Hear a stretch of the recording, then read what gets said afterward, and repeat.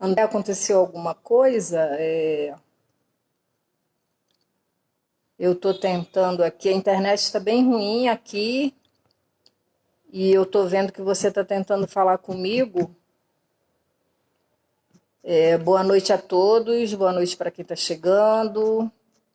Nós vamos ter uma conversa com o artista André Araújo. André, você está por aí?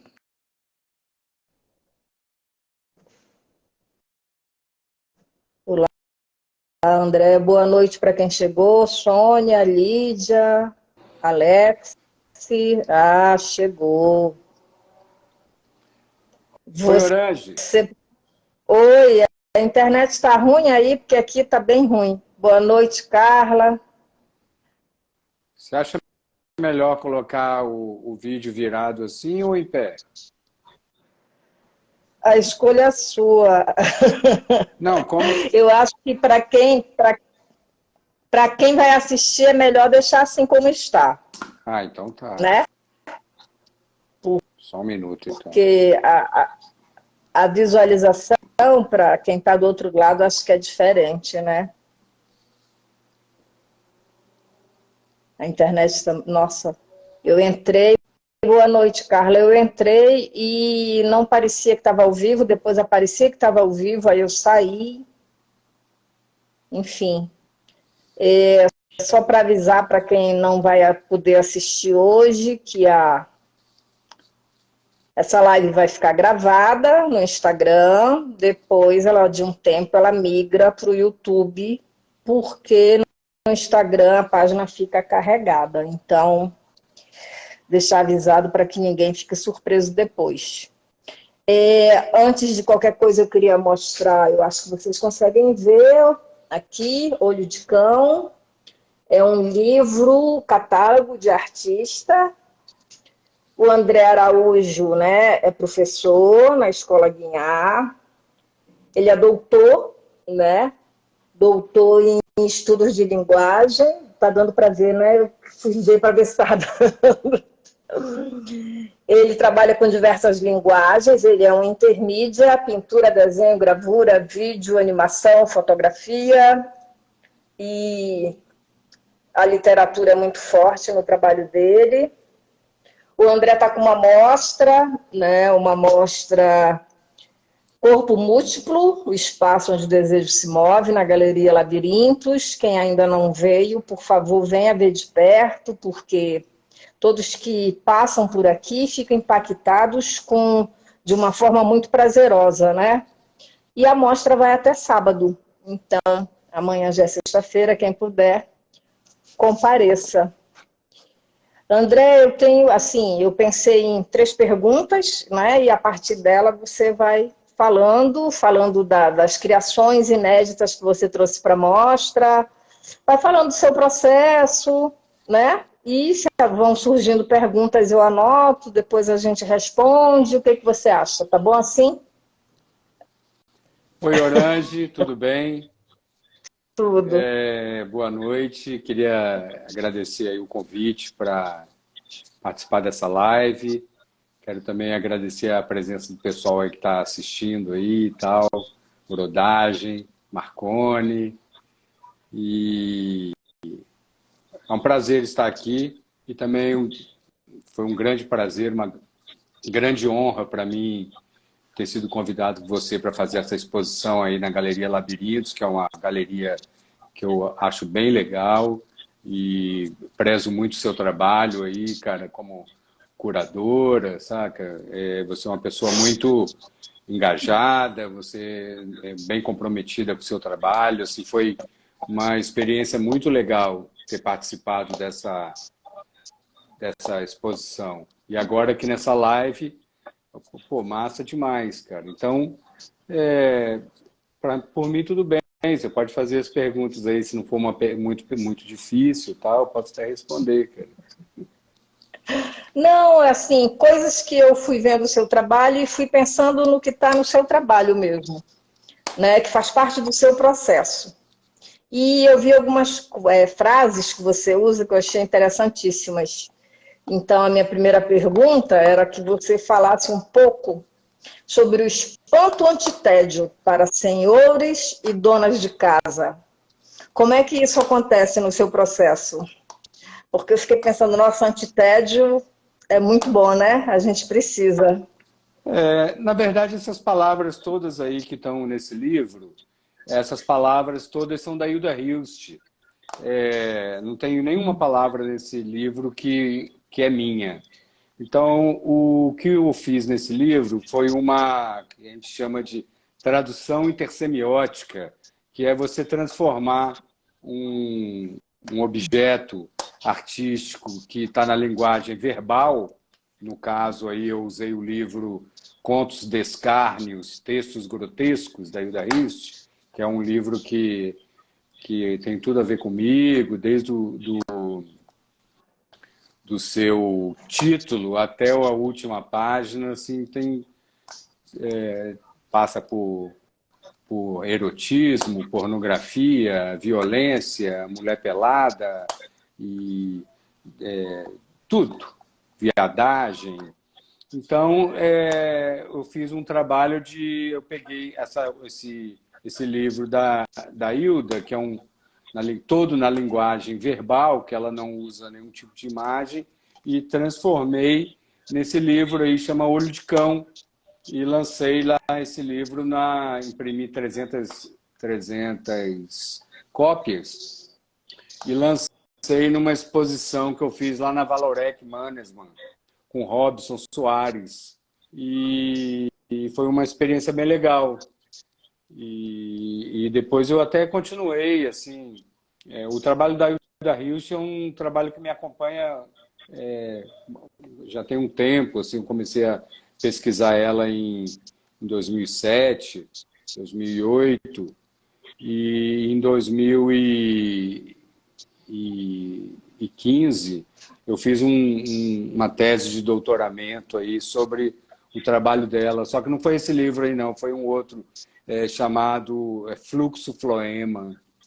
Então essa palavra aí que você falou, essa cultura antitédio aí, são palavras da Hilda Hilst. Ela é uma pessoa que, como acho que todo artista, né, sempre está buscando qualquer coisa que nos dê alegria e nos tire desse tédio aí, que é essa vida prática, né?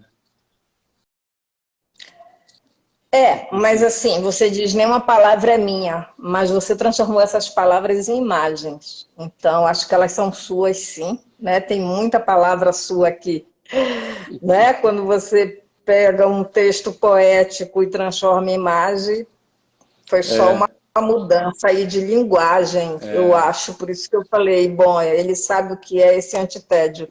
Que é isso mesmo, né? Fugir um pouco dessa vida prática e que é muito difícil a gente acordar, escovar os dentes, comer, dormir, acordar, escovar os dentes, trabalhar, né? Isso é um tédio tremendo. Por isso que a gente faz arte. É justamente para isso, para a gente conseguir sobreviver a essa desgraceira aí que a gente vive aí diariamente. Então, a arte mantém a gente, dá uma certa esperança, né? Porque você tem um trabalho, tem o que fazer, tem 600 mil desenhos, 400 mil pinturas, escultura, animação, livro de artista, performance, fazer um projeto, dar aula de arte, para mim, que também é um tipo de arte. Então, a arte, ela fica 24 horas na minha vida. Eu não tenho nenhum momento assim que eu estou afastado dela, assim, nem quando eu estou fazendo meu almoço, nem escovando o dente, quando eu vou fazer caminhada. A minha caminhada é uma caminhada artística, porque eu estou pensando assim, no que eu tenho que fazer, saca? E também, cara, é muito importante a gente exercitar esse olhar vagabundo, como dizia nossa ilustre mestra,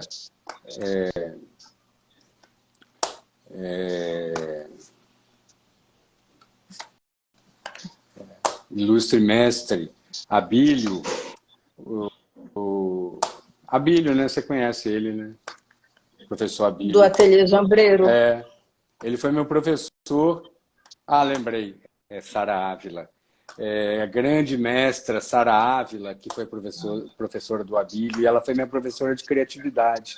E ela tinha essa teoria do olhar vagabundo, que é uma coisa que a gente tem que exercitar assim como artista, como ser humano também, né, que é o nosso lado lúdico, o lado direito do cérebro. Então, esse olhar vagabundo, a gente consegue ver assim, poesia numa laranja.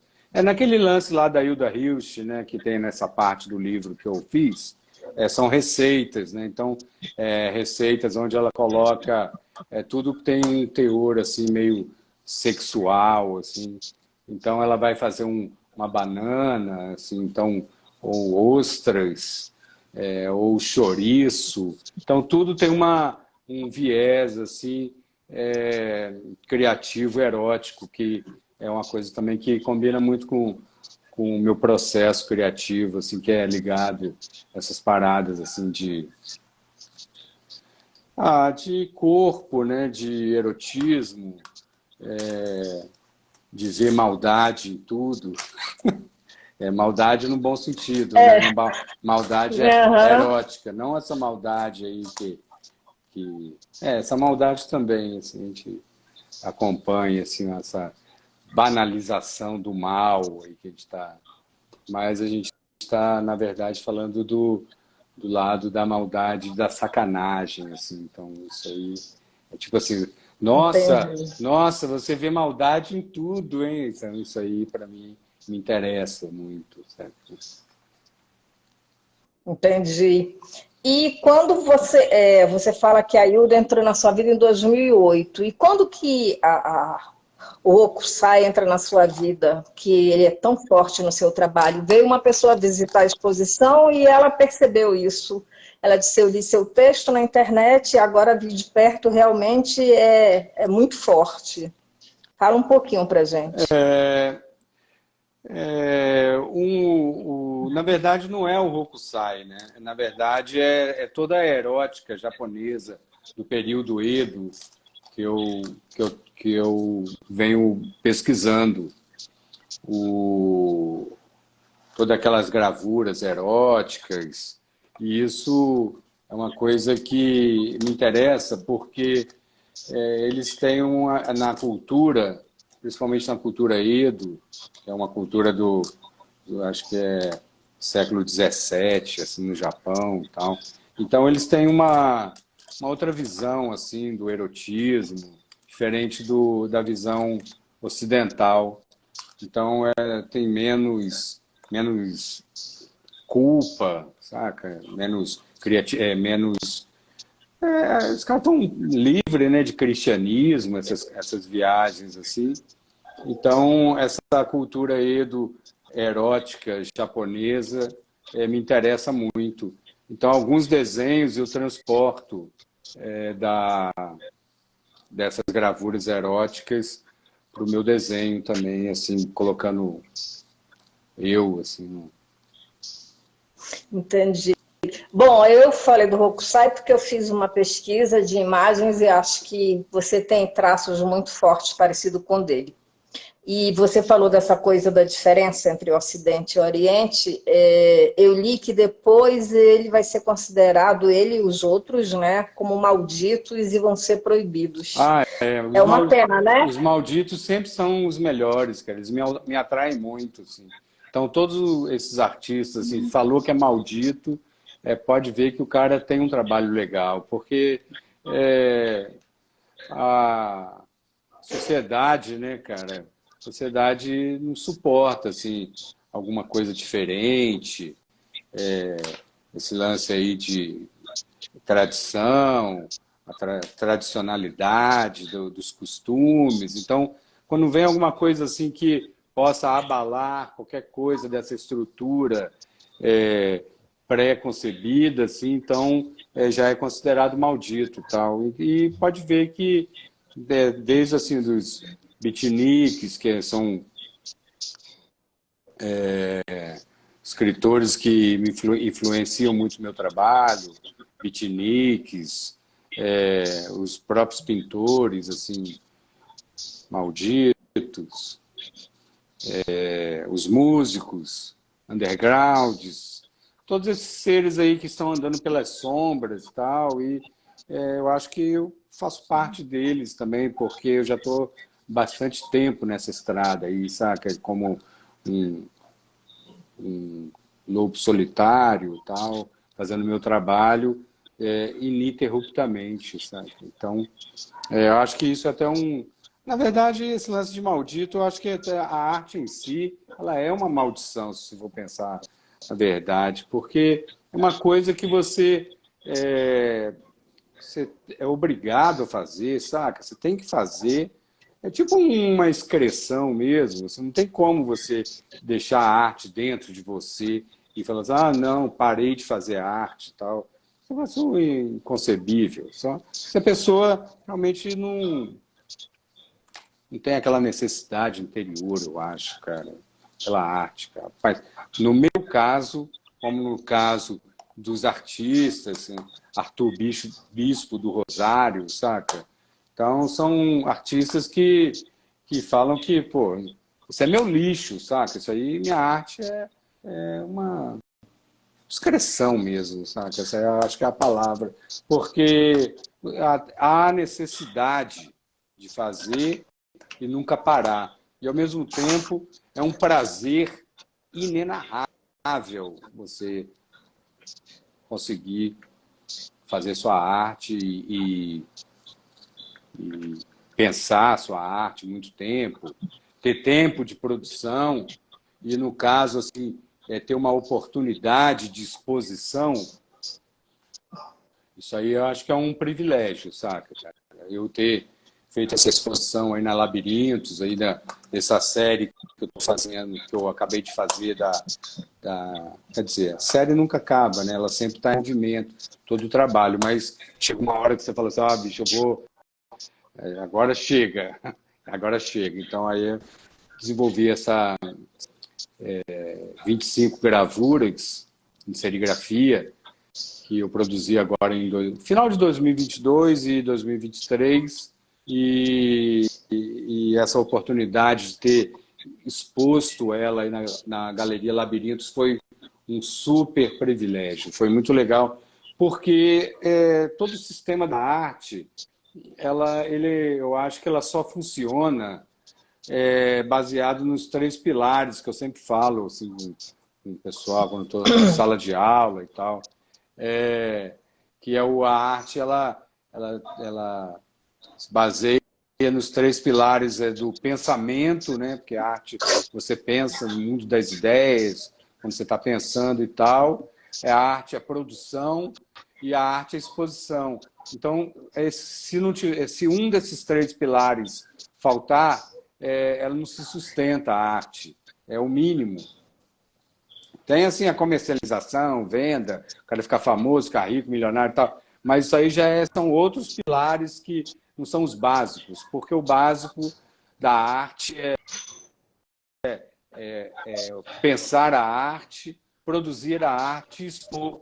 E esse dia que a gente fez essa exposição na abertura lá da Galeria Labirintos, eu estava até conversando com o meu Costa, que é bem diferente você fazer uma exposição virtual e as pessoas verem seu trabalho no Instagram e tal.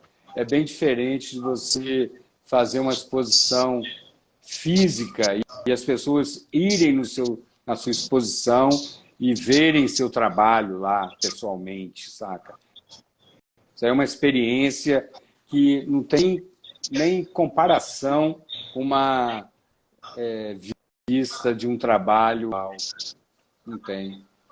Então, é uma coisa que eu quero dizer para todos aí que estão aí ouvindo essa live, e assistindo e tal, prestigie o trabalho aí do artista local, porque você, com certeza, você vai ser transformado de qualquer forma. Já se você vê o trabalho virtualmente, muito pouco você vai ser atingido, muito pouco, porque é uma coisa que já está muito arraigada no ser humano, esse lance de tela de celular, tela de computador, saca? Então, você ir numa galeria e ficar frente a frente com um trabalho e encontrar com seus amigos e conversar com a galeria e tomar uma e ver o texto e, saca? De qualquer forma, você vai ser impactado. Porque isso aí faz parte dos três pilares da arte, que é pensar, produzir e expor. Porque se você só pensar e produzir e não expor, a arte não vai se sustentar. André, você estava falando e eu estava pensando nessa coisa que arte a gente vê de perto mesmo, e tudo isso que você falou, da conversa entre os amigos, da interação, esse é um momento tão importante, conversar com o artista, ouvir o que ele tem a dizer. Uma coisa que a gente percebe nas suas esculturas, nas suas serigrafias, que no primeiro momento, isso é o meu olhar, né? No primeiro momento a gente vê ali um desenho, uns traços, mas às vezes parece que tem camadas. Fala um pouco disso, por favor.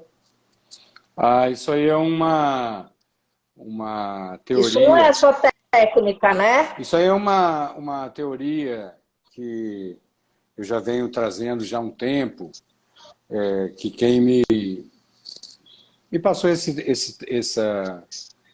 conceito foi o professor Getúlio, lá da Escola Guignard, quando eu fui aluno dele. E ele me falou sobre o Tiziano. O Tiziano falava, veladuras, quanto mais, melhor. Então, é uma coisa que eu persigo muito no meu trabalho, são as veladuras, saca? Então, o que são veladuras? São camadas sobre camadas, e algumas coisas vão ficando, outras vão sumindo, outras vão aparecendo, o acaso, porque a veladura ela é uma coisa que ela está um pouco ligada ao acaso, saca? É como se fosse aquele lance lá, palimpsesto. O que é um palimpsesto? É aqueles pergaminhos antigos que, de repente, o cara não tinha mais grana para fazer outro pergaminho, então ele pegava um pergaminho aí já usado, dava só uma raspada e fazia uma outra cópia. Um trabalho por cima daquele pergaminho usado, saca? Então, o pergaminho usado, que é o tal do palimpsesto, é uma coisa muito rica. Muito rica. Eu gosto muito de trabalhar em cima de coisas que já existem, saca? Eu pego papéis, assim, eu vou colando e vou rasgando. Coisas que eu vou andando pela rua, eu vou colecionando e papéis de lambe-lambe, vou arrancando e colando na tela ou na gravura e imprimindo por cima e fazendo uma veladura e depois eu vou resgatando essas coisas. Isso aí você pode ver muito lá, tanto naqueles trabalhos daquela pintura contaminada, The Black Paint Painting, que eu fiz lá, está lá na exposição, como também nas serigrafias, eu faço isso. Eu gosto muito também de pegar telas assim, de serigrafia e não limpar direito, saca? Deixar alguns pedaços de alguma gravação antiga, que então ela vai passar para outra. Sabe? O meu trabalho ele preza muito pela contaminação, saca? Contaminação tanto dos meios como a contaminação da própria técnica, saca? Eu gosto muito. Essa palavra contaminação, para mim, eu acho que é uma palavra boa para a arte, porque arte é isso, saca? É você pegar um negócio aqui, outro ali, os mestres, aprender com os mestres. Aprenda com os mestres, copie os mestres. Então, eu acho que é isso. A arte é contaminação, cara. É intermedialidade. É quando você... uma coisa... um diálogo na fronteira, saca? Entre uma mídia e outra, tipo animação e serigrafia. É uma coisa que eu estou trabalhando agora, eu estou fazendo alguns desenhos animados da serigrafia. Coisa que eu também trabalho muito é animação de pintura. Então, eu pego a pintura, fotografo e vou retrabalhando e animando ela no After Effects. Então, tudo isso aí faz parte do meu trabalho, do meu processo criativo. O importante que eu acho é estar aí sempre em movimento, saca? Sempre em movimento e sempre indo assim para onde as coisas forem levando da criatividade, né, cara? Porque a criatividade é uma coisa muito difícil, como eu estava falando lá do Abílio. A criatividade é uma coisa muito difícil, a gente tem que exercitar ela toda hora, todo dia, todo momento, porque ela pode acabar, né, cara? Então eu vou fazendo os cadernos, assim, e tal. Eu tenho um pouco de medo da criatividade acabar, eu vou fazendo essas coisas, assim, tá? Ouvindo músicas, lendo livro. Livro também é muito bom, cara. Poesia. Poesia abre nossa mente assim para outras imagens, saca? Não fica aquela coisa assim dada, saca? Você sai um pouco de toda essa informação idiota que a gente fica o tempo todo, ninguém mandando WhatsApp e Instagram e não sei o quê, de Bolsonaro, que vai ser pá. Então você fica muito escravo dessa linguagem jornalística e é importante a gente sair fora disso, cara, como artista e ir para mais para os lances assim da poesia, né, cara? A poesia. Você falou em coisas interessantíssimas. Desculpa te interromper. Continua, depois eu falo. Não, já parei, pode falar. A contaminação. O seu trabalho é completamente contaminado, né? Isso é muito bacana, porque a impressão que se tem de alguns trabalhos que se vê por aí é que eles são virgens. E aí entra essa questão da criatividade que você colocou agora. Eles são virgens de criatividade também. Porque é só aquilo. Eles não estão contaminados, né? E eles acham que basta fazer aquilo para aquilo ser considerado criativo. E eu penso que a gente está, por conta das mídias, disso que você falou no Brasil, essa divisão, essa perda de tempo com que não é política para mim, mas essa babaquice, sabe, de petistas e bolsonaristas, para mim é uma perda de tempo. Acho que a vida é muito mais que isso. Como é muito mais, como você disse, ler poesia. Eu prefiro ler uma poesia do que perder meu tempo com isso.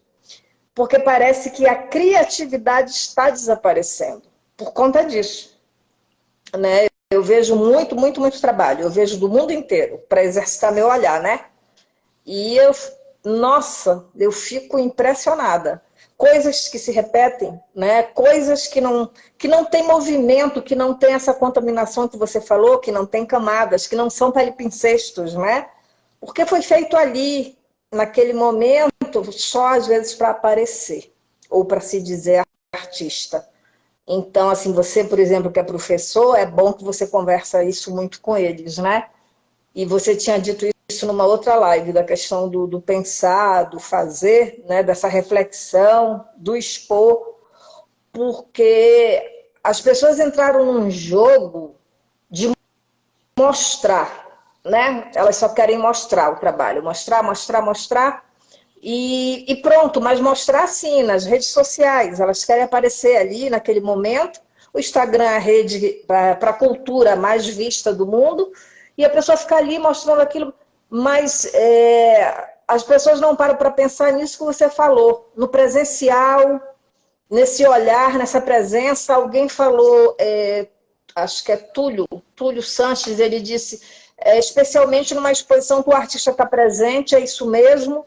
Muitas vezes o artista, na abertura da exposição, ele não comparece. Sei que é um direito, cada pessoa é uma pessoa, mas nada melhor do que você poder conversar com o artista, né? Eu lembro de uma exposição que chegou uma moça assim dos 18 anos e ela disse: quem é o artista? Eu falei: aquele ali. Ela disse: eu vou conversar com ele porque eu vi o que você postou e eu queria que ele me falasse das linhas. Eu achei tão bonitinho, que é exatamente isso, né? Você vai para a exposição para ter essa conversa, para perceber isso de perto, sabe? Para não ficar preocupado só com a aparência, você quer saber da essência, que é isso que realmente importa na criatividade, né? E assim como eu acho que a gente está caminhando por uma... Acho que já estamos num poço de ignorância, nós estamos num poço de pouca criatividade. Ignorância no sentido de ignorar, sabe? Não é falta de conhecimento, porque conhecimento todo mundo tem, um pouco de cada coisa é conhecimento, mas de ignorar coisas que são essenciais para a existência, como a arte, né? Que são essenciais para o processo criativo, que é essa vida, que é isso que você passa no seu trabalho, sabe? Esse estímulo vibrante, você está vivo, não é aquele trabalho de eu fiz grande coisa, né? E a gente tem, eu vejo isso muito nos jovens, eu estou falando, sabe? No geral, não estou criticando ninguém assim. Mas essa coisa difícil por fazer, eu vi um desenho ali, vou fazer uma baratinha ali. Meu Deus, dá vida para essa barata, faz ela voar, dá movimento, sabe? Faz as veladuras, como você fala. Então, assim, o seu trabalho é extremamente criativo, profundo, né? Denso. A gente fica meio que, assim, não sabe se cai, né? Pro fundo do poço.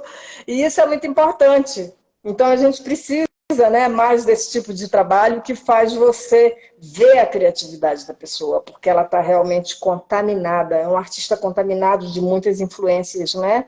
Muito contaminado pelas cores, muito contaminado por essa coisa do erótico, que é a sua pegada, pela literatura, pela poesia. Nossa, como é bom ler poesia, as pessoas pararam de ler poesia. Eu leio poesia desde os 12 anos. Já faz mais de 40 anos que eu leio poesia e eu continuo lendo poesia e eu não canso. E às vezes eu leio as mesmas poesias, sabe? Isso eu acho fundamental para a vida, né? E as pessoas perderam esse encanto, porque tudo vai lá na internet, aí tá pronto aqui, então é só mastigar, né? A comida tá pronta, você mastiga. É preciso que as pessoas voltem a pensar e deixem de ser pensadas pelos outros, pensado por um bando de político corrupto, sabe? Pensada por briguinhas odiosas que não servem para nada. Que elas voltem a pensar de forma artística, que o mundo é isso, né? A arte é vida, está no sangue. Não pode... Eu não consigo entender como é que as pessoas chegaram nessa banalidade do mal e na banalidade da banalidade. Tudo é muito superficial, né? Tudo, tudo, tudo. E é uma pena. E graças a Deus, isso não tem no seu trabalho. Seu trabalho é denso e exige que a gente pense muito sobre ele, senão a gente se perde. E aí, tem uma coisa no seu trabalho que alguém que veio aqui também comentou, eu queria que você falasse um pouco sobre as mutilações no seu trabalho. Aquelas pessoas ficam chocadas, assim, aquele braço separado daquela perna. E isso é muito bacana. Por favor, fale um pouco. Legal. Não, isso aí é a questão do fragmento, saca? O fragmento é uma coisa que também é bem marcante no meu trabalho, porque eu busco a potência do fragmento, porque o fragmento eu vejo não como uma coisa amputada, uma coisa que está faltando uma parte e tal. O fragmento para mim é único, sacou? Ele é redondo, ele é como se fosse uma bilha de rolimã, aquela bola esferinha de aço. Assim. Então, o fragmento ele tem sua própria potência. Então, por exemplo, quando você representa uma mão, uma cabeça, tal, então aqui eu busco a potência, as tensões naquela imagem. Não é um corte, como nesse vídeo aqui, ó, você vê essa mão e aqui chegou no final da tela, cortou. Então, isso aqui não é um fragmento, isso é um corte de câmera, um zoom. Tem um zoom aqui, ó, tem mais para cá e tal. É diferente. O fragmento, ele é um esvoto, saca? Um esvoto. Uma coisa que representa muita coisa. É um pedaço. Então, quando eu pinto esses fragmentos, eu quero ressaltar a potência de cada parte, saca? A potência. O que me interessa é como um dissecador de almas. Então, eu quero dissecar esse corpo para pegar que essa víscera me interessa. Não é um negócio que foi tirado e arrancado. Ele é aquilo ali. É um espaço onde o desejo se move. Então, é o corpo. O corpo sem órgãos, como dizia Deleuze. Então, são potências. Potências que me interessam. São tensões. Potências de tensões. Isso que me interessa. Então, o fragmento, ele me interessa muito, muito. É como se aquela pintura do Tiradentes esquartejado, que a gente via desde menino nos livros de história. Então, para mim, aquilo lá é a composição perfeita. Eu persigo aquilo lá, saca? Aquilo lá, porque cada parte ali do Tiradentes é isoladamente potente, aquele pé virado, a cabeça, naquele formato, aquela composição. Pedro Américo. Entendi. Pedro Américo. Maravilhoso. Eu estou fazendo... Pena que eu não posso mostrar para vocês agora, que está ali, mas tem uma série de desenhos que eu venho fazendo, umas releituras dessa pintura. Em breve vocês vão... Do Pedro Américo? Do Pedro Américo, o Tiradentes esquartejado, que são aquelas potências de esvotos com carnes e tal. Me interessa muito isso aí, muito. Entendi. Eu estava aqui pensando no grotesco e estava pensando numa outra coisa, porque, na verdade, eu estou falando de coisas que as pessoas que vieram aqui falaram, e aí eu estou falando para você, porque elas depois, se não assistir a live agora, vão assistir depois. O jogo que você faz entre a questão de uma imagem, né, da religião com uma outra coisa muito intensa. Porque o corpo, como você diz, é muito presente, né? E alguém disse, nossa, mas essa imagem aqui tão bonita da Santinha do lado dessa coisa tão pesada. E o que é legal é exatamente isso, né? Eu acho que tem um pouco essa ideia, e aí eu tinha comentado com você, e está naquele texto do Rabelais, que ele ria, né? Ele ria disso. Então, eu acho que você faz isso, eu acho que você ri, né? É um escárnio mesmo, né? De toda essa hipocrisia, né? Desse pseudo-moralismo, dessa, sei lá, nossos tempos são muito preconceituosos e a gente está no século XXI. Não era para ser assim, né? Era para a gente estar com a mente cada vez mais aberta, mas parece que nós estamos voltando para o tempo das barbáries, né? Então, assim, somos os novos bárbaros. E você ri disso. E isso é muito importante porque a gente, né, é muito sério, mas é muito sério nesse sentido. O seu trabalho é muito sério nesse sentido, porque você ri. E quando as pessoas riem desse tipo de coisa, elas estão mostrando que isso não vai adiante, não deve ir adiante, né? Toda essa ideia pomposa, né, que é maniqueísta, da luta do bem contra o mal, né, do verde, amarelo com vermelho, sabe isso? E você mostra que a coisa é muito mais ampla. Então, fala um pouco desse seu riso aí, por favor. Exatamente esse lance do Rabelais é uma coisa que eu pesquiso muito, muito. O grotesco, né, o riso grotesco, que também eu pesquisei muito isso no poeta Sebastião Nunes, que é um poeta aqui de Belo Horizonte, ele mora em Sabará e para mim é um dos maiores poetas do Brasil, e ele também traz essa coisa do grotesco, como a própria Hilda Hilst, né? Então, o que eu persigo no meu trabalho, o riso no meu trabalho, é um um riso nervoso, assim, sabe? É um riso, não é engraçado, assim, não é que eu vejo graça nisso. Então, quando a pessoa ri do meu trabalho, a maioria das pessoas tem um sorriso, assim, mas você vê que a pessoa está rindo assim meio forçado, assim, é um riso que você fala uma merda, assim, quando você fala uma merda assim sobre religião, qualquer bosta, assim, e a pessoa tem toda aquela formação moral, né? Então, o meu riso é um escárnio do moralismo. Então, a pessoa, quando ela vai rir, ela acha engraçado, mas na hora ela acha que é um pouco demais, assim, sabe? Você ri de uma coisa grotesca mesmo, assim.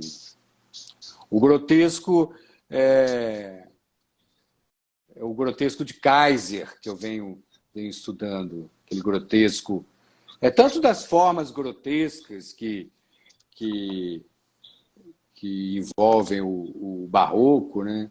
Que eu acho que o meu trabalho ele tem muita influência do barroco, saca? Muitíssima. Nesse negócio de tudo ao mesmo tempo, esse exagero, é como se fosse o meu ateliê aqui, que é tudo lotado de coisas, parece um altar assim com escultura, e é dourado, é prateado, é escultura, é pintura, é planta, é incenso, e pecado, e devassidão. Então, esse é a questão do grotesco barroco, saca?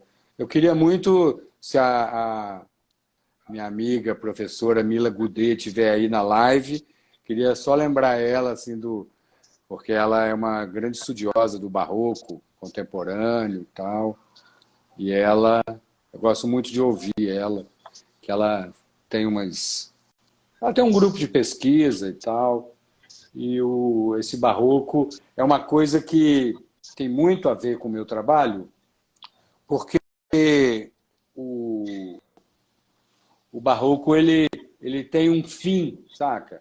Ele tem certo momento da história, que nesse momento do barroco, que é quando a morte ela é capitalizada ali. Então, é o fim está próximo, o fim é certo, que é a tragédia. Então, essa tragédia aí, final está muito presente no meu trabalho também, saca? Isso aí. Porque antes do Barroco, o cristianismo ele cooptava as pessoas, toda a questão do Ocidente ali, do Renascimento, aquelas coisas. Então, o cristianismo tinha um futuro, tem um futuro aqui. Se você for legal, cara, vai ter um futuro, vai ter um paraíso lá para você ir, sabe? Tem um projeto, nós vamos lá, tem um plano. Jesus tem um plano para você. Só que chega no Barroco, o plano é a morte, cara. Então é a tragédia, é o fim, vai ter o fim.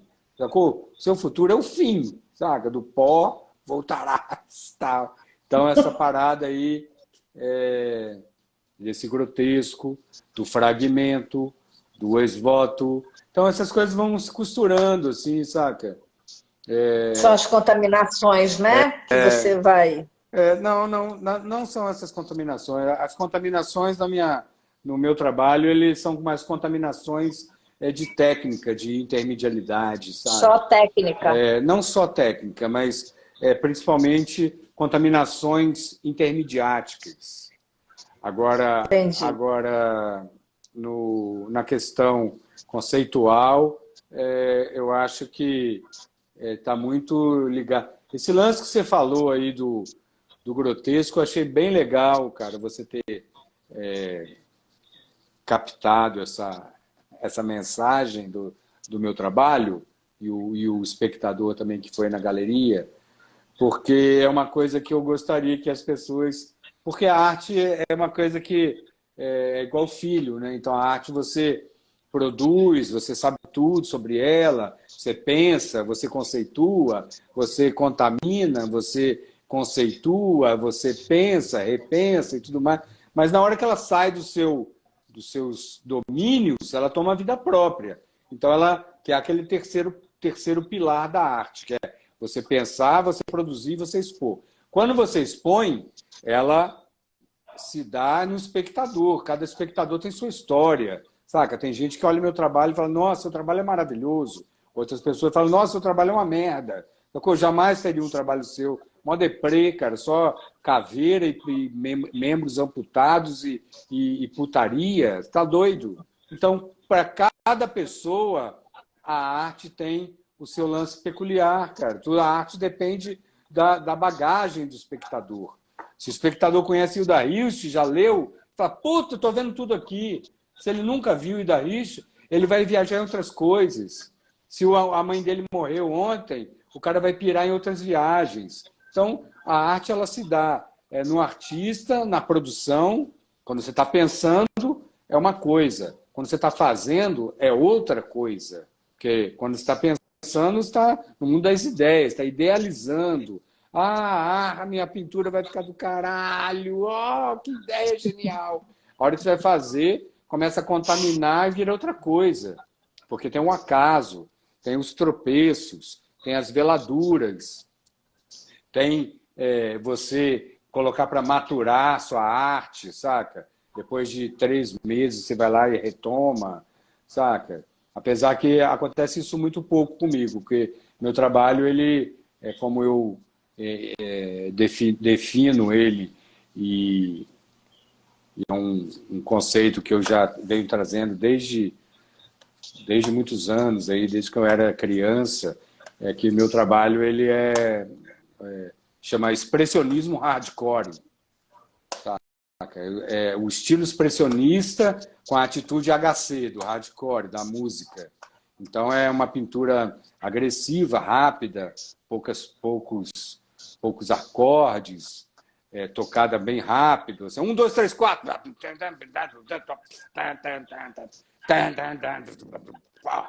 Então, fica com muitas firulas, assim, então. De vez em quando eu gosto de pintar uns quadrinhos assim, mais firulentos, mais realistas.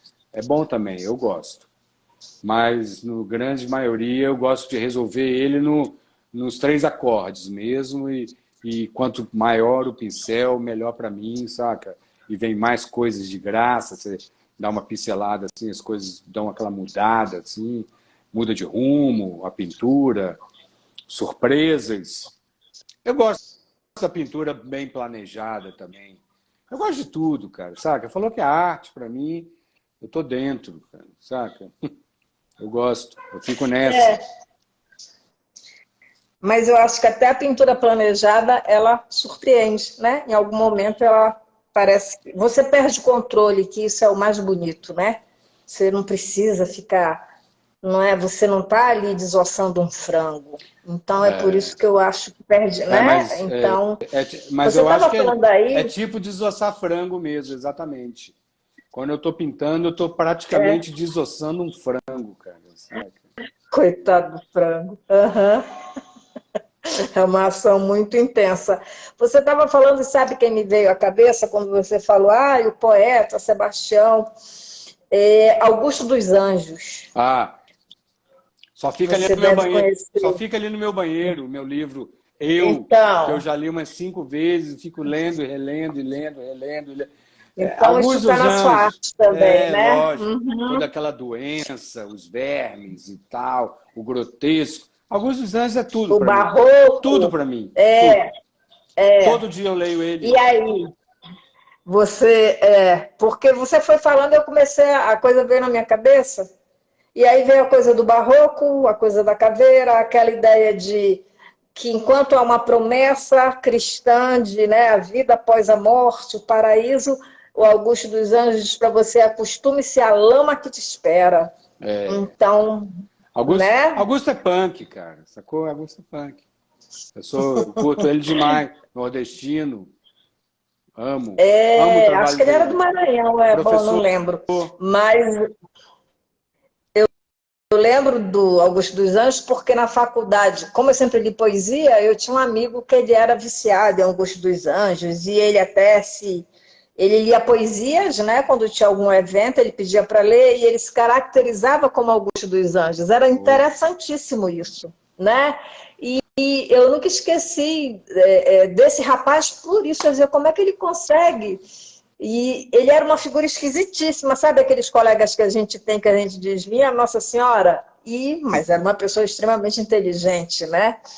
Esquisito por isso, porque ele era inteligente e tudo que é diferente, você disse isso no início, a sociedade não gosta, né? Ela gosta do rebanho. Então, assim, você escapou um pouquinho, as pessoas já te olham atravessado, infelizmente, né? DP Mendonça disse que você é gigante. DP! E aí... Douglas! Então, é muito bacana quando você fala do Augusto. Eu fui pensando no seu trabalho, pensando nele, pensando no barroco, e é isso mesmo. E esse expressionismo hardcore que você falou. Muito bom. Orange, e o mais louco de tudo, cara, é que meu livro do Augusto dos Anjos, a capa é uma pintura do Francis Bacon. Pô, aí não dá, né, cara, pra mim, cara. Aí é demais pra mim, cara. Porque o Francis Bacon é meu pai, né, cara? O cara, pra mim é tudo. Francis Bacon pra mim é tudo, cara, saca? O cara é o próprio açougueiro, tipo eu. Tipo o Túlio falou aí, cara. Açougueiro, de secador de almas. Só aprendi a pintar com Francis Bacon, cara, saca? Depois que eu passei para... depois que eu já estava estudando com Francis Bacon lá, cara, que eu conheci o grande mestre Iberê Camargo também, que o cara é brutal, sabe? Eu sou da escola dos caras grotesco mesmo, cara, saca? Nego brutal, punk, beatnik, os caras que escrevem aí, Sebastião Nunes. Uma outra vertente, né, da arte, saca? A arte é múltipla, é infinita. Tem todo tipo de artista, e ainda bem, cara, saca? Tem artistas de todos os tipos, todos os gostos, saca? Uhum. E eu sou da turma lá dos caras dos feiosos, saca? Os feiosos lá do fundo. Os esquisitos. Tem Entendi. uma cena do filme Batman, primeiro filme, aquele com Jack Nicholson, o que mais me impressionou de tudo. Eu já amava Francis Bacon, amava muito Francis Bacon. Aí estava vendo o filme do Batman, Coringa, que é o Jack Nicholson, ele entra no museu no Louvre e vira para os caras lá, os capangas dele, e fala assim: queimem tudo! Aí pá, começa a quebrar tudo, rasgar, jogar tinta e furar. Aí aparece lá Rembrandt, Renoir, tá rasgando tudo. Aí chega uma hora lá, o cara vai com a bengala assim para furar, parecendo aqueles bolsominion lá no Congresso, lá, aqueles filha da puta. Aí na hora que o cara vai no Francis Bacon, aí o Coringa fala assim: não, não, não, esse eu gosto. Aí, aí aparece lá a pintura do Francis Bacon. Cara, Coringão. Bons tempos do Batman. Acho que hoje os artistas não alcançam o Jack, não. Mas, enfim. Tem uma outra coisa que eu queria que você falasse um pouquinho. Nosso tempo, sei lá, daqui a pouco talvez acabe. Não, ainda tem tempo. Que você poderia falar, que acho que isso isso é a minha leitura, né? Claro, cada pessoa vai ver de um jeito. Isso está nas suas gravuras, as que eu vi, tem um movimento de vídeo, né? Você trabalha com criação, tem uma coisa de criação, né? De vídeo. Eu vi que você é diretor de arte, eu falei, nossa, o homem é um monte de coisa, é um artista mesmo, né? Intermédia, e eu fiquei... E é interessante isso, porque dependendo de como você olha, você vê um movimento, é como se de repente eles fossem saltar de dentro, sabe? Da tela. Fala um pouco sobre isso, por favor. Tem um trabalho que eu faço de audiovisual assim, já tem bastante tempo, assim, eu comecei nessa carreira de audiovisual foi em 92, não, 93, que eu morava em São Paulo e fui trabalhar na TV Senac com meu grande amigo Erico Dias, e a gente era diretor de arte da TV Senac. A gente fazia todo o trabalho de direção de arte dos programas, as vinhetas de abertura, as animações da interprogramação. Então, sempre trabalhei muito com stop motion, bonequinhos de massinha, as mais variadas técnicas de animação a gente pôde experimentar na época com os programas de computação, assim, Macintosh, de ponta, que era uma produtora maravilhosa, chamada Frami, do meu amigo Max Alvim. E foi um período muito fértil na minha carreira, onde a gente experimentava muita experimentação. Imagina, a gente tinha uma produtora inteira na mão para fazer o que quiser, cara, saca? Estúdios maravilhosos. A gente gravava com Tom Zé, Ricardo Soares, cara, meu amigo, que ele era apresentador de um programa de literatura, e a gente podia ter contato com altos entrevistados dele lá. Tem uma foto minha com o Zé do Caixão, quando ele lançou aquele livro Maldito, fui lá, falou, bicho, Zé do Caixão vai estar aqui hoje. Eu falei, então, cara, não tem jeito, né? Seu Mojica tá lá, cara. Aí foi ótimo. E esse período de direção de arte lá de TV, produtora de animação e tal, com certeza contaminou o meu trabalho de artes, porque eu sempre tive ateliê de pintura, mesmo tendo um estúdio de arte, de design, que é um trabalho que é feito para um cliente. Você está fazendo um vídeo numa produtora de vídeo, você está fazendo um vídeo para alguém, não é um trabalho autoral. E eu sempre prezei em ter meu ateliê de arte. Então, que é onde você exercita a sua criatividade, seu trabalho autoral, onde você não tem cliente, porque eu sempre tenho... Porque o artista ele tem vários trabalhos. Ele tem os trabalhos com cliente e o trabalho sem cliente. Então, com cliente é aquele que o cara fala assim, esse fundo aí eu não gostei, dá para colocar amarelo? Você, sim, aí você vai lá e coloca. É um trabalho meio de puta, assim, você tem que fazer o cara aprovar e te pagar e ir embora e depois voltar, falando assim, você é o melhor designer que eu conheço. Então, é um trabalho bom, eu gosto desse trabalho de designer.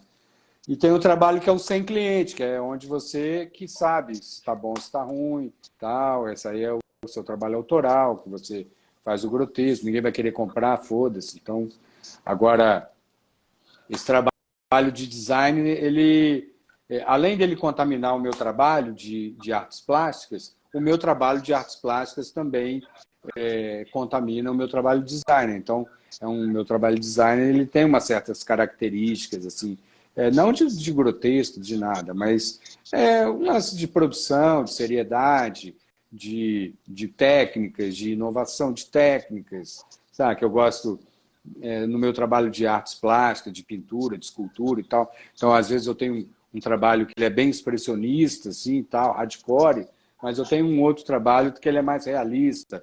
Eu tenho um outro trabalho que ele é mais lírico, assim, e tal. O outro é mais porrada. Então, eu gosto dessa variação. E no meu trabalho de ilustração, eu também lido com várias técnicas, várias linguagens assim, diferentes. Eu não tenho um estilo, assim. Eu não acho legal. Apesar que as pessoas reconhecem muito, mas eu não curto assim, ter um estilo engessado. Assim. Esse é meu estilo de pintura. Só de eu ver, eu já sabia que era você. Muita gente fala isso. Bicho, eu vi aqui, só de olhar, já falei, isso aí é André. Tá. Eu fico muito feliz com isso, apesar que eu sempre tento escamotear, assim, saca? Isso aqui é um negócio mais abstrato. Eu gosto muito de pintura abstrata também, saca? coisas abstratas são muito poéticas, né, cara? Porque você consegue viajar em umas formas, umas pinceladas. Apesar que isso é bem abstrato expressionista, assim, sabe? Abstrato expressionista. Eu acho muito punk, cara. Muito punk. Eu pensei no movimento mesmo, que eu percebo. Tem É, alguns momentos que eu digo, esse negócio vai sair aqui, vai conversar comigo. E isso é muito não, bacana, isso aí muito não bacana. seria um trabalho escultura holográfica. Porque eu tenho um trabalho agora, falando nisso de vai sair, eu tenho um trabalho que eu venho fazendo uma artista que chama Celina Lage, ela é professora da UENG e tal, e eu estou fazendo um trabalho com ela é minha coordenadora, e é sobre arte digital. Esse lance da arte digital, que é o Figital, que é um diálogo entre o digital e o físico. Então, isso é uma coisa que está muito presente agora nas minhas pesquisas, apesar de eu não ter feito ainda nenhuma pintura com inteligência artificial ainda, mas já está tudo planejado para fazer, sacar qual que é esse lance aí do Midjourney, essas coisas aí e tal. Estou muito, muito afim de fazer isso. Mas a gente vem trabalhando a questão do NFT, da realidade aumentada, saca? Que eu acho que é importante esse diálogo dessas mídias digitais com a mídia física. Tanto que nessa exposição aí da Labirintos já tem uns QR Codes, já tem uns NFTs, você já consegue se transportar lá para o metaverso, para marketplaces, e futuramente agora já está na produção algumas dessas serigrafias já estão virando GIFs e animações que vão ser transportadas para a exposição, sabe? Então, esse movimento que você vê nos trabalhos são nada mais do que contaminações intermediáticas do design e do storyboard. Porque uma coisa também que eu tenho que te falar, Orange, é que toda a minha formação é de história em quadrinhos, cara.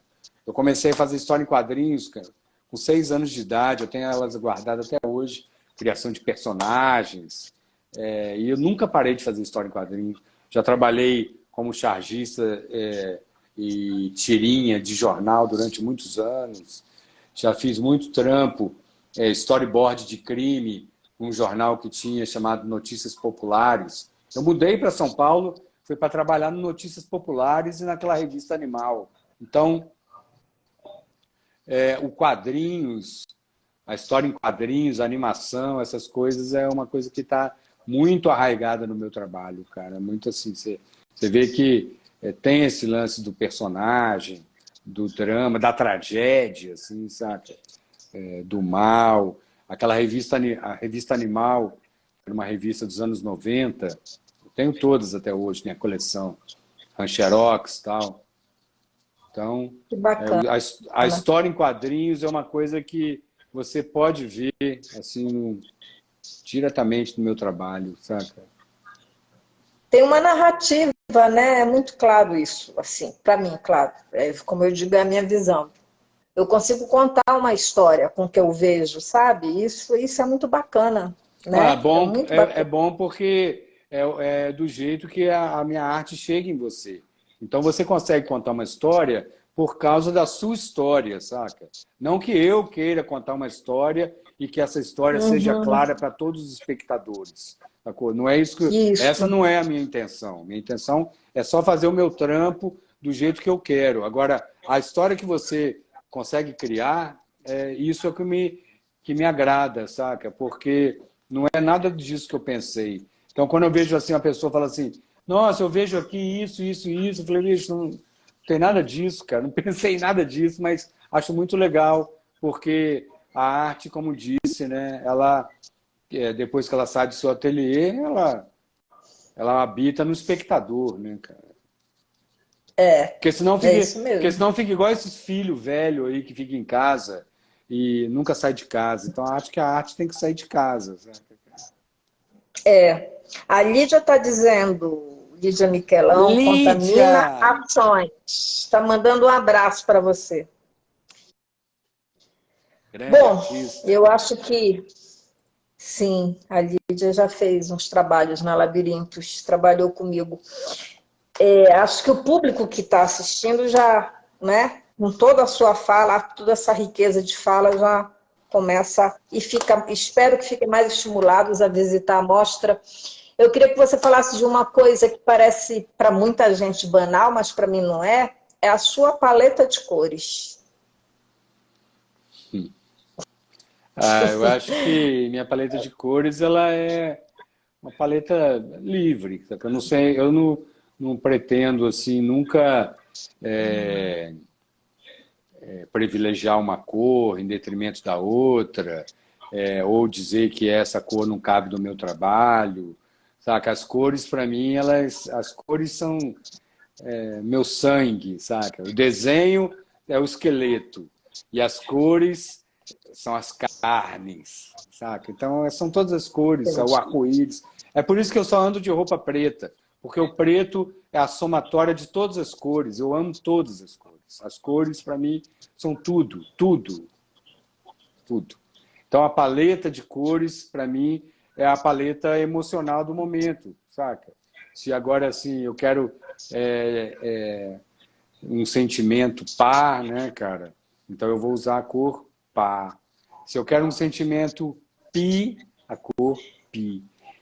Porque você vê que tem um trabalho que eu faço com o Paulinho Tomás, violinista. O Paulinho, a gente faz uns trabalhos juntos que chama Pintura para Ouvir com os Olhos. Então a gente faz um diálogo entre música e pintura, porque, segundo o velho Kandinsky, existe essa correspondência entre a cor e o som, a cor do som. Então, o amarelo cítrico, que é aquele som do violino, o marrom, que é o som do oboé, o azul da Prússia, que é aquele bumbo da bateria, aí você pá, aí vem aquele vermelho. Então, para cada instrumento, para cada sentimento, tem uma cor correspondente, que a gente também tenta perverter isso como um bom punk, né, cara? Tem essa regra, então vamos fazer o contrário para ver, saca? Porque a gente tem que quebrar as regras, né, cara? Regras foram feitas para ser quebradas. Só que para quebrar a regra, a gente tem que ter a manha, porque senão fica palha. Mas É porque eu lembrei dos vermelhos e eu acho que o seu vermelho tem um pouco a ver com a literatura, né, Tem. da Hilda, e eu queria, por isso que eu cutuquei você, para O você falar um pouco sobre vermelho é lá isso. da zona mesmo, da Guaicurus. Tudo lá é vermelho, é bem legal lá. Quem não conhece, quer recomendar lá. Rua Guaicurus, com São Paulo, lá tem campo, campo minato. Então, lá na zona, os vermelhos vêm da zona, da carne, do erotismo, das moças da Entendi. Casa de Luz Vermelha. Saca? Eu amo Da carne crua e da carne nua, né? Exatamente. Entendi. Era só para o público ouvir um pouco você falar sobre isso, porque aqui nesse livrinho tem um pouco isso e é maravilhoso aqui no Olho do Cão. O Túlio que está falando que a cor e o som tem ondas. Exatamente, cara. As ondas, cara. Então, elas se propagam. O som, que é a arte primordial, que a gente ouve o som, né? Tem gente que sente o som pela vibração do som, cara. São as cores. As cores, elas só existem porque as ondas luminosas, elas batem naquela superfície e refletem no seu olho. E isso não quer dizer também, Orange, Não quer dizer que o mesmo vermelho que eu estou vendo vai ser o mesmo que você está vendo, saca? Cada um tem seu Uhum. olho, cada um tem seu sistema nervoso central. Então é uma coisa bem peculiar. É o que eu falo, cara. A arte, ela se dá no pensamento, no ateliê e no olho do espectador, que vai levar para o sistema nervoso central através do nervo óptico, saca? Nervo auditivo, ou da parte áptica, que também eu persigo muito, que são as texturas da minha arte, na qual as pessoas falam assim, bicho, seu trampo dá vontade de passar a mão, cara. Tem a professora Luciene, que a gente trabalhou juntos lá do Núcleo de Produção do Audiovisual, NPA, ela fez um texto bem legal sobre esse sistema áptico do meu trabalho, sabe? São as texturas. Então, você olha, além de tudo, de todas as cores e tal, as formas grotescas e tal, tem essa questão áptica da tátil, né? Entendi. Tátil. Cheio de craca meu trabalho, assim, sabe? Uhum. Isso que você falou do olho para cor é isso mesmo, né? Às vezes eu olho uma coisa e digo que isso aqui é azul, a pessoa diz, não, não é, tá louco, isso é cinza. Eu digo, não, mas eu vejo azul. Eu acho que os seus vermelhos têm isso mesmo, da gente, eu ver um vermelho e outra pessoa vê, é isso mesmo. Eu estava olhando isso aqui, que tem a ver, eu acho, um pouco com o que você falou, que está no seu livro. Dá para ver aí? Isso. Esse olho aqui. É uma anatomia, né? Anatomia do globo ocular. Por quê? Eu trabalho muito com livro de anatomia. Eu vejo muito aquele Sobota.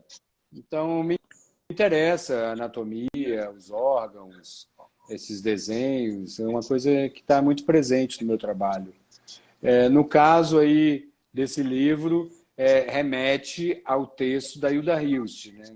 Lembrando que esse livro que você acabou de mostrar, que é O Olho de Cão, é um livro que ele foi criado. Quem quiser esse livro aí é só me falar, eu tenho aqui um monte, viu, gente? Ele foi criado para traduzir a imagem do livro da Hilda Hilst. Contos de escárnio, textos grotescos. Sacou? Uhum. Sim. Nossa. A Elisandra falou aqui que acessou o seu trabalho através do meu trabalho, enfim, que são essas trocas mesmo, né? Eis-me aqui acompanhando e falando que é apaixonante. Ó, a Canto está procurando aí o Instagram. O Instagram é @AndréAraújoArtista. Tem uma foto preto e branco, assim, com a mão assim. Oh!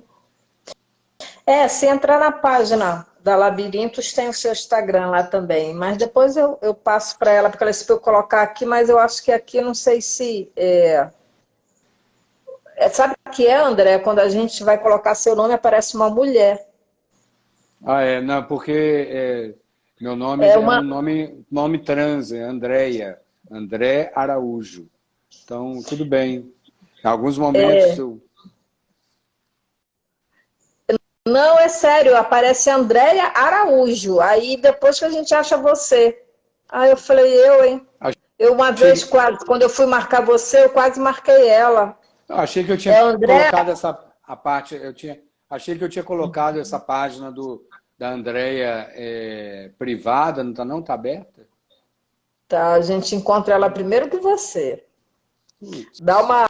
Coloca ela atrás das grades, então. É, Andréia, o Carol, eu coloquei aí o André Araújo Artistas, o artista você vai achar o André.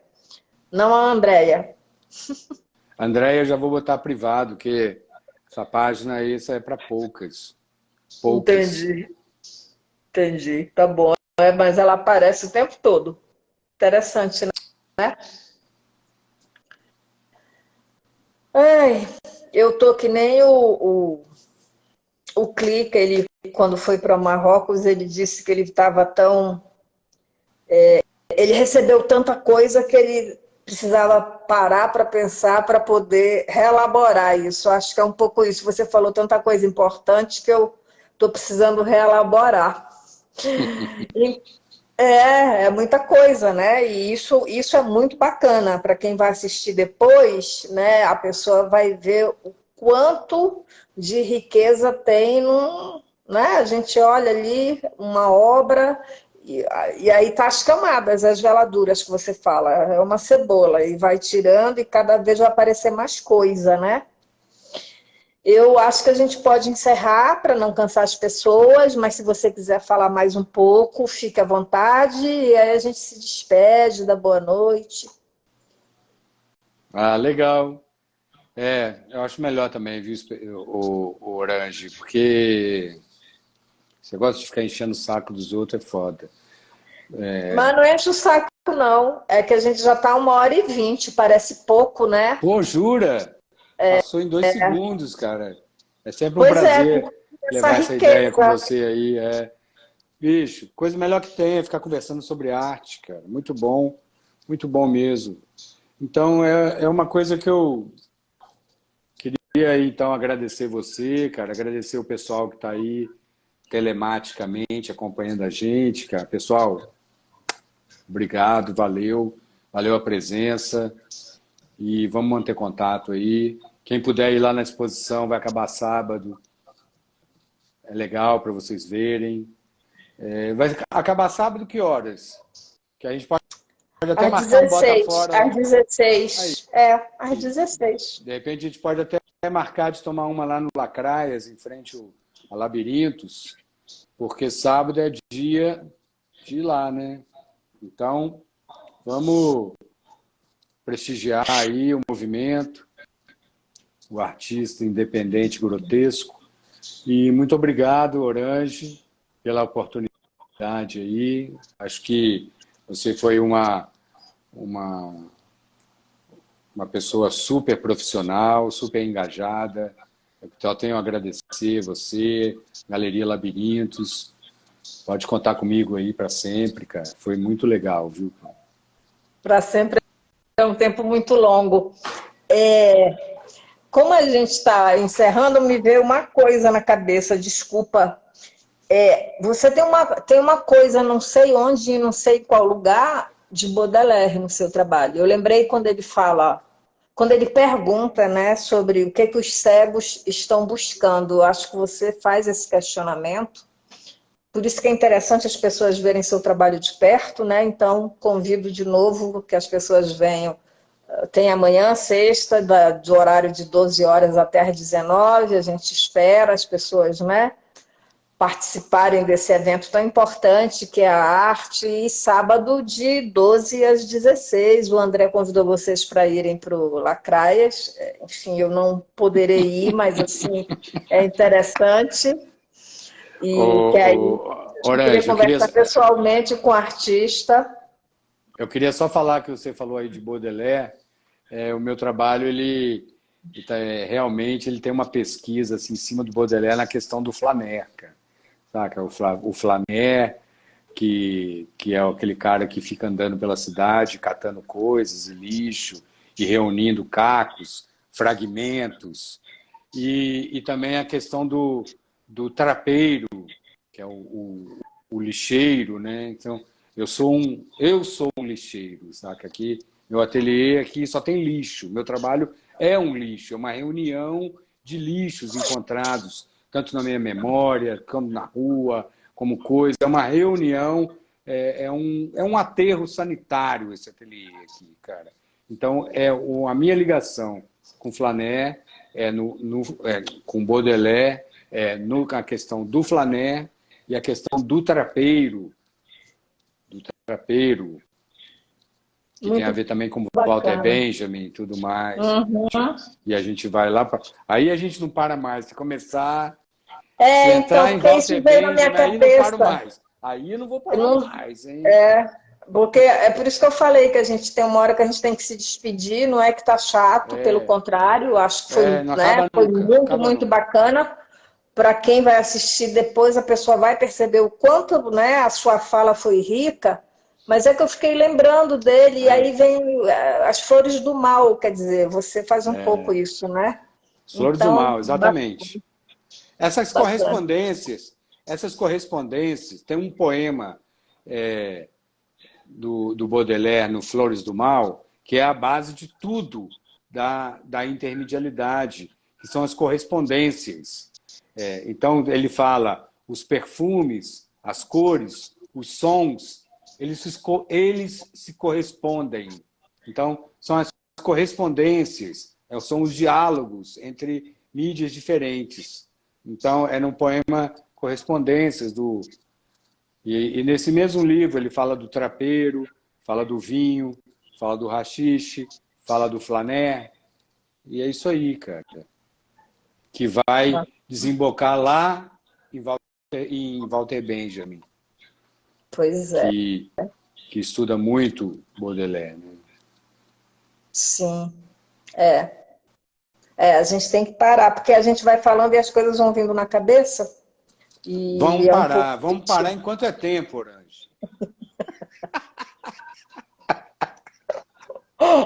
É isso mesmo. Não, e o Instagram vai cortar, gente.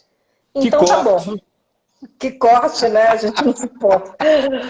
Muito obrigada, viu, André? Foi um prazer. Obrigado, assim, eu. a Vamos gente nessa. ter feito Tamo essa junto. conversa aí. E boa noite para todos, agradecer a todos, né, que Boa noite, estiveram, os que people. irão depois. E nos falamos, eu vou gravar agora, né, baixar a live e as pessoas podem assistir depois, né, à vontade. Boa noite, André. Boa noite, Orange. Obrigado, hein? Imagina.